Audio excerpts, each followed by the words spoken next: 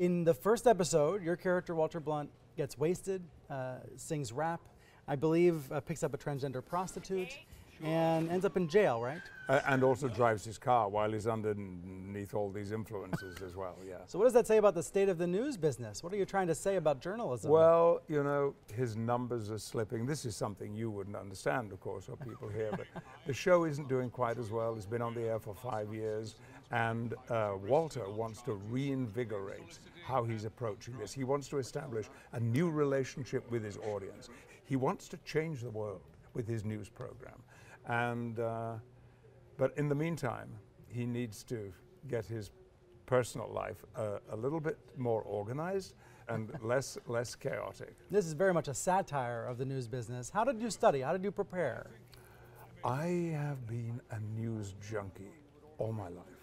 I love the news. News and sport are my two primary preoccupations with television. But I spent 2 days, one at The Daily Show, and one with Rachel Maddow. What did you learn from them, from Jon Stewart and from Maddow?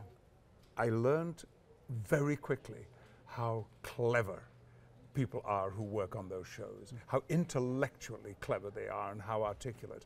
I sat in on production meetings, 9 o'clock in the morning, at the beginning of the day. Tonight's show, what is it going to be? And there was never a silence, because the moment someone finished talking about a subject or pitching a subject, somebody else was in, or there would be 3 or 4 people with their ideas. So I said to our team, whenever we're having our production meetings or discussions about what's going on, there should never be silence.